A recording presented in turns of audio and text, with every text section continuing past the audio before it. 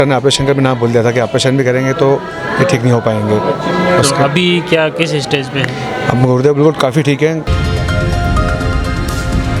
विज्ञान और डॉक्टर का इलाज भी फेल हुआ, वहाँ बाबा का आशीर्वाद मिला और बाबा का आशीर्वाद सब ठीक हुआ बिल्कुल। तीसरी बार आए हैं तो कई श्रद्धालुओं से भी मिले होंगे और भी, तो आपके क्या अनुभव है? दूसरे श्रद्धालुओं से मिला हूँ तो उनसे मेरे को यही अनुभव मिला है कि उनकी पूरी तकलीफ़ ख़त्म हुई है। रहने के अलावा क्या क्या सुविधाएं हैं? लेटरिन बाथरूम की सुविधा है और खाने पीने की भी व्यवस्था है।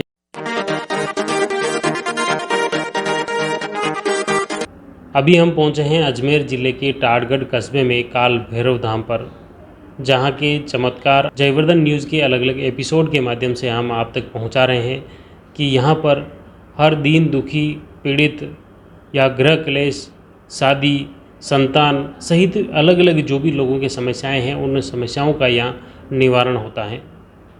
और जो भैरव जी के प्रति आस्था रखता है, निश्चित तौर पर उसके आस्था का प्रतिफल एक चमत्कार के रूप में देखने को मिल रहा है। और ऐसे पीड़ित परिवार, ऐसे बीमार लोग जिनको अस्पताल से जवाब मिल गया, अस्पताल में इलाज कराने के बावजूद कोई राहत नहीं मिली, ऐसे लोगों को यहाँ भैरव धाम के दरबार में आने के बाद में काफ़ी रिलीफ महसूस हो रही है। और जो भी लोगों को राहत मिल रही है वो उन्हीं लोगों की जुबानी हम आपको रूबरू कराना चाहते हैं कि यहाँ टाटगढ़ में काल भैरव धाम के मंदिर आने के बाद में उन्हें क्या रिलीफ मिली और क्या नहीं रिलीफ मिली। वो सारी जो भी चीज़ें हैं हम आम जन से ही रूबरू कराने का प्रयास कर रहे हैं।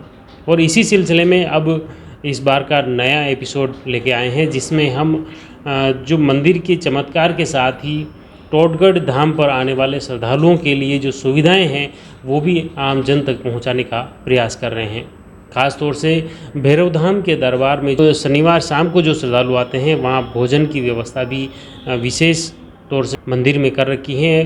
बिल्कुल नॉर्मल दर पर भोजन की व्यवस्था है। इसके अलावा अक्सर आए दिन वहाँ पर अलग अलग भक्तों द्वारा विशेष महाप्रसादी का आयोजन भी रखा जाता है। ऐसे में ज़्यादातर समय में वहाँ निःशुल्क भोजन की व्यवस्था भी उपलब्ध है। इसके अलावा जो बाहर से श्रद्धालु आते हैं तो उनके ठहरने के लिए भी मंदिर प्रबंधन द्वारा यहाँ पर तेरापंथ भवन में विशेष ठहरने की व्यवस्था की गई है, जो भी वहाँ की व्यवस्थाओं के संचालन की दृष्टि से बिल्कुल नॉर्मल चार्ज वहाँ ठहरने का लिया जाता है। इस तरह मंदिर प्रबंधन से जुड़े सारी व्यवस्थाओं से भी हम आपको रूबरू कराने का प्रयास कर रहे हैं। तो आइए देखिए ये हमारा खास एपिसोड। अभी हम काल भैरव नाथ के दरबार में खड़े हैं और यहाँ पर अलग अलग श्रद्धालु जो आ रहे हैं या उनके अनुभव साझा कर रहे हैं, किस तरह से आस्था का केंद्र हैं। यहाँ पर जो दूर दराज से जो भक्तजन आ रहे हैं उनसे बातचीत करते हैं। आज अभी हमारे साथ में है कि इंदौर से जो श्रद्धालु आए उनसे पूछते हैं। क्या नाम है सर आपका? रत्नेश जैन। इस भैरवनाथ धाम के बारे में आपको कैसे पता चला और कैसे आप आए? इंदौर में हमारे परिचित थे, उन्होंने हमको दिखाया था। हमारे जो गुरु महाराज है उनको लास्ट स्टेज पे थे, वो डॉक्टर ने बोल दिया था कि बस जो भी समय निकाल दे, भरोसा नहीं है। पर हमको किसी ने बताया। हम पहली बार यहाँ आया था, मैं पहली बार लगभग यहाँ पे दिसंबर में आया था। उसके बाद मैं आया, बाप जी ने मुझे आंखें दिए, बाप जी ने मुझे आशीर्वाद दिया। हमने हमारा गुरुवाज का वो काम किया, उससे गुरु महाराज काफ़ी ठीक है। आज लगभग 6 महीने 6.5 महीने हो गए हैं। गुरुदेव हमारे बिल्कुल कंप्लीट है, चल फिर बाहर भी रहे हैं। क्या प्रॉब्लम क्या थी? गुरुदेव कैंसर था, चेस्ट कैंसर था और डॉक्टर ने ऑपरेशन का भी नाम बोल दिया था कि ऑपरेशन भी करेंगे तो ये ठीक नहीं हो पाएंगे। तो अभी क्या किस स्टेज पे है? अब गुरुदेव बिल्कुल काफ़ी ठीक है। गुरुदेव चल रहे हैं, खा पी रहे हैं, बहुत अच्छी व्यवस्था में गुरुदेव अभी हमारे। अच्छा हाँ। तो यहाँ जैसे आए अब तक कितनी बार आ चुके हैं? मैं यहाँ पर चौथी बार आया हूँ अभी। तो क्या ऑब्जर्व किया? हाँ, ये ऑब्जर्व किया मतलब यहाँ से मतलब ये है कि आप आस्था और विश्वास रखेंगे तो आपको बराबर उसका फ़ायदा ज़रूर मिलेगा। 101% मैं मेरी गारंटी से बोल सकता हूँ कि आराम को पूरा बराबर होगा। हाँ, मतलब जहाँ विज्ञान और डॉक्टर का इलाज भी फेल हुआ वहाँ बाबा का आशीर्वाद मिला और बाबा का आशीर्वाद सब ठीक हुआ, बिल्कुल अच्छे से ठीक हुआ। चलो बहुत बहुत धन्यवाद। जैसा आपने देखा कि जिस जगह चिकित्सा और विज्ञान फेल साबित हुई उसी जगह आस्था काम आई।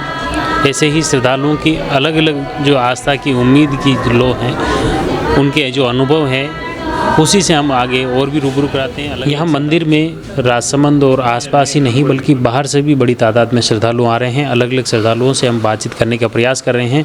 अभी हमारे साथ में एक श्रद्धालु हैं जो यहाँ दर्शन के लिए आए हैं। उनसे जानते हैं कि उनके क्या अनुभव रहे हैं इस मंदिर में आने के बाद। क्या नाम है श्रद्धालु? मैं प्रदीप कुमार चापावत, प्रतापगढ़ राजस्थान से। मेरी पत्नी के गले में थायराइड कैंसर है और जब से मैंने यहाँ की महिमा को सुना है, मैं पहली बार स्वयं आया, उसके 1.5 महीने बाद पेशेंट स्वयं आया और आज तक उसकी स्थिति काफ़ी आराम है। और भगवान से यही प्रार्थना है कि यहाँ सभी श्रद्धालु जो भी आते हैं उनकी तकलीफ़ दूर हो। लगभग आपको कितने टाइम से आप यहाँ आ रहे हैं और ये जो बीमारी थी वो कितने सालों से? बीमारी तो 2011 से है, लेकिन मैं अभी यहाँ 4 महीने से आ रहा हूँ। आज तीसरी बार मैं यहाँ आया हूँ। तो इसमें कोई आपको क्या रिलीफ मिली? स्वास्थ्य पे सुधार तो है, काफ़ी सुधार है बाबूजी की कृपा से, और भगवान चाहे तो आगे पूरी तरह से इसकी बीमारी ख़त्म होना चाहिए। आप मंदिर में आते हैं तो बहुत सारे तीसरी बार आए हैं, तो कई श्रद्धालुओं से भी मिले होंगे और भी, तो आपके क्या अनुभव हैं? दूसरे श्रद्धालुओं से मिला हूँ तो उनसे मेरे को यही अनुभव मिला है कि उनकी पूरी तकलीफ़ ख़त्म हुई है। कोई श्रद्धालु तो 1 बार आया तो तकलीफ़ ख़त्म हो गई, कोई श्रद्धालु 5 बार आया तो तकलीफ़ ख़त्म हो गई और कोई 3 बार आया तो तकलीफ़ ख़त्म हो गई। किसी ने यहाँ के नाम से भी अगर अपनी अर्जी बाबूजी के सम्मुख रखी है तो उसकी भी सुनवाई हुई है और उसकी भी तकलीफ़ दूर हुई है। यहाँ टाटगढ़ में जो काल भैरव धाम में जो श्रद्धालु आते हैं उनके यहाँ ठहरने के लिए भी यहाँ तेरापंथ भवन में विशेष व्यवस्था है। किस तरह की व्यवस्था है और आखिर जो बाहर से श्रद्धालु आते हैं उनको मंदिर में आने के बाद ठहरने के लिए कहाँ संपर्क करना है, इसके लिए जानते हैं। हमारे साथ में है तेरापंथ सभा भवन में अभी जो इस व्यवस्था देख रहे हैं, व्यवस्था क्या नाम है सर आपका? अशोक जी बाबेल। अच्छा, यहाँ जो किस तरह की भैरव धाम में जो श्रद्धालु आते हैं कैसे संपर्क करें, यहाँ क्या व्यवस्था है? भैरव धाम में भी कांटेक्ट नंबर लिखा हुआ है, उधर मंदिर पे भी है। जो भी आते हैं वहाँ नंबर फ़ोन करके इधर आके ठहर सकते हो। और बेड का चार्ज है 100 रुपया और ज़मीन पे है 50 रुपया। तो यहाँ कितनी लगभग आपके बेड की व्यवस्था है और क्या? बेड की है 12 व्यवस्था, तो पलंग है और 15 है नीचे के लिए, और चाहिए तो और 15 एक्स्ट्रा भी है। ऊपर भी है, हॉल है, उसके ऊपर भी सुला देते हैं। अच्छा, तो ये पूरी अपने यहीं पे कितना दूर है इस मंदिर से और कितनी दूरी है आवाजाही के लिए? क्या आने जाने के लिए तो बहुत नज़दीक है, इधर से 200 मीटर है, समझ 200-300 मीटर है लगभग। और जैसे यहाँ रहने के अलावा क्या क्या सुविधाएं हैं, बाथरूम वगैरह वगैरह? लेटरिन बाथरूम की सुविधा है और खाने पीने की भी व्यवस्था है इधर, चाय कॉफ़ी और खाना पीना। और इंडियन है, वेस्टर्न है और 3-4 लेटरिन बाथरूम भी है। आपकी जैसे तेरापंथ सभा भवन में जो व्यवस्था है आप ही इसको देखते हैं? हाँ, मैं ही देखता हूँ। क्या आपसे मोबाइल नंबर पे कोई भी श्रद्धालु संपर्क कर सकता है? हाँ, कर सकते हैं। क्या नंबर है? 7877543510। जैसा आपने सुना, ये जो मोबाइल नंबर है इस नंबर पर और इस स्क्रीन पे जो नीचे नंबर मोबाइल नंबर दे रखे हैं इस पर आप संपर्क कर सकते हैं और आपको यह सुविधा आसानी से मंदिर में मोबाइल पर संपर्क कर ये सुविधा प्राप्त कर सकते हैं। यहाँ पर तेरापंथ सभा भवन में जो आम लोगों के रहने के लिए पलंग के साथ ही फर्श की भी व्यवस्था है। अलग अलग यहाँ इस तरह के बाथरूम भी हैं, शौचालय भी हैं और सुविधाजनक व्यवस्था है जो आम जन के लिए हर तरह से सुविधाजनक है। मंदिर के पास में करीब 200 मीटर की दूरी पर यह तेरापंथ सभा भवन बना हुआ है। भैरव धाम की ये जो भोजनशाला है, या भोजनशाला में आखिर क्या व्यवस्था है, किस तरह से यहाँ भोजन की व्यवस्था संचालित होती है, हमारे साथ में यहाँ भोजनशाला के कार्मिक हैं, उनसे बातचीत करते हैं कि आखिर ये व्यवस्था क्या है, किस तरह से प्रतिदिन यहाँ श्रद्धालु जो आते हैं उनके भोजन की व्यवस्था रहती है। तब शुभ नाम आपका? रमेश कुमार देसल्ला। यहाँ जो श्रद्धालु जो आ रहे हैं उनके भोजन की व्यवस्था किस तरह से क्या रहती है? 40 रुपये प्रति थाली रहती है यहाँ पे और संस्था की तरफ से रहता है। खाना सारा संस्था की तरफ से बनता है और कभी कभी प्रसादी होती है, कोई प्रसादी करता है अपनी तरफ से, तो वो फ्री रहता है पूरा खाना। तो पूरे सातों ही दिन या कैसे? नहीं, शनिवार टू शनिवार। शनिवार के दिन जो भी श्रद्धालु आते हैं? हाँ, शनिवार को शाम को जो भोजनशाला चलती है, सुबह नहीं शाम को चलती है। शाम को भी मंदिर की चौकी लगती है और शाम को एक भोजनशाला चालू रहती है। अच्छा, जिस दिन प्रसादी रहती है उस दिन फिर क्या?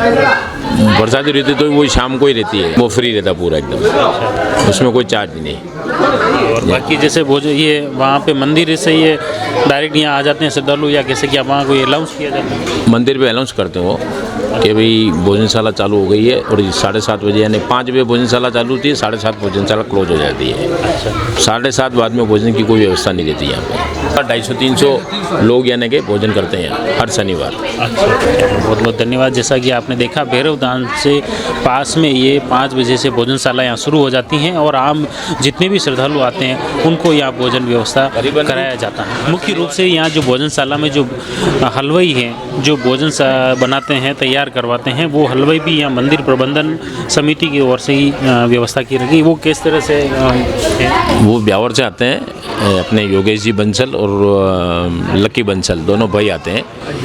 वो उनका चार्ज कुछ नहीं लेते, ब्यावर से आते हैं, खाना बना के वापस ब्यावर निकल जाते हैं वो। भैरव धाम पर हलवाई की तरफ से उनके कोई चार्ज नहीं है। भोजनशाला में जैसे आके आपने भोजन की व्यवस्था देखी, श्रद्धालु किस तरह से भोजन करते हैं वो व्यवस्था देखी। अब हम आए हैं यहाँ रसोई घर में, जो कि आखिर जो ये श्रद्धालुओं के भैरव धाम पर जो रसोई बनाते हैं, उन हलवाई से बात करते हैं कि आखिर वो इस भैरव धाम से कब से जुड़े हैं और उनके अनुभव क्या है। क्या नाम है आपका? मेरा नाम लक्की बंसल है, ब्यावर से। मुझे यहाँ भैरव धाम जुड़े हुए से मुझे 4 साल हो गए हैं। मेरी पहले फैमिली इकोनॉमिक बहुत अच्छी थी, बीच में फैमिली इकोनॉमिक बहुत कम होने के कारण फिर बाप जी के यहाँ पर आया मैं। मदर बीमार रहने लग गई, फादर बीमार रहने लग गए, तो फिर यहाँ पर पूछने के लिए बाप जी के पास में आए। तो फिर उस समय है जो कि बाप जी के रसोई भोजनशाला में गए, तो भोजनशाला में जाने के बाद में मेरे फादर इन लो वो लेकर आए थे हमें यहाँ पर। तो हमने भोजनशाला में देखी और हमने भोजन बनाने की इच्छा प्रकट करी। तब विनोद अंकल हैं जो यहाँ के प्रभारी हैं, तो उनसे हमने रिक्वेस्ट करी कि हमारे फादर इन लॉ ने बोला कि हम मतलब ये सब्ज़ी बनाने के इच्छुक हैं। तो उन्होंने बोला कि हम ऐसे किसी को अलाउ नहीं करते हैं, तो बोले कि अगर कुछ होता है तो उसकी गारंटी हम लेते हैं। तो विनोद अंकल ने बोला कि चलो ठीक है आप बनाओ। तो फिर उसके बाद में हमने सब्जियां बनाई। तो सब्जियां बनाने के बाद में फिर शाम को चौकी लगी, तो बाप जी ने सब भक्त लोगों से पूछा कि खाना कैसे बना, तो बोले कि खाना बहुत अच्छा बना, सबको अच्छा लगा। तो फिर उसके बाद में बाप जी ने उस दिन के नेक्स्ट डे के बाद में बाप जी ने बोला कि आपको सेवा है जो कि हर सैटरडे यहाँ पर देनी है, आप इसके इच्छुक। टोटगढ़ में काल भैरव मंदिर प्रबंधन और वहाँ के चमत्कार से आपको रूबरू कराने का प्रयास किया है। श्री भैरव जी बाबा जी की देखिए आप आस्था के चमत्कार लगातार हर बार कोई कितने ही केस यहाँ पर ऐसे आ रहे हैं जो डॉक्टर भली मना करे कुछ भी करे, लेकिन यहाँ पर बाबा जी का जो आशीर्वाद रहता है। हमारे बीच में अजमेर से रितेश जी गुप्ता पधारे हैं। आपका ये जो 15 साल का बच्चा है यशस्वी, इसको कैंसर की तकलीफ थी और बाबा जी के यहाँ लगातार नियमित चौकी में आ रहे थे, और अभी जब जांचें करवाई तो सब कुछ नॉर्मल, बिल्कुल आराम हो गया और बिल्कुल ये ओके हो गया। बाबा जी का आशीर्वाद इसी तरह। लेकिन हम ये क्लियर कर देना चाहते हैं कि यह वीडियो आपको आमंत्रण देने के लिए नहीं है। हमने यह प्रयास किया है कि मंदिर में जो लोग आ रहे हैं, भक्तजन आ रहे हैं, उनके इस दरबार के मंदिर में आने के बाद या दर्शन करने के बाद में जो रिलीफ हो रहा है वो आपको रूबरू कराने का प्रयास कर रहे हैं। आप जुड़े रहिए जयवर्धन न्यूज़ के साथ। धन्यवाद।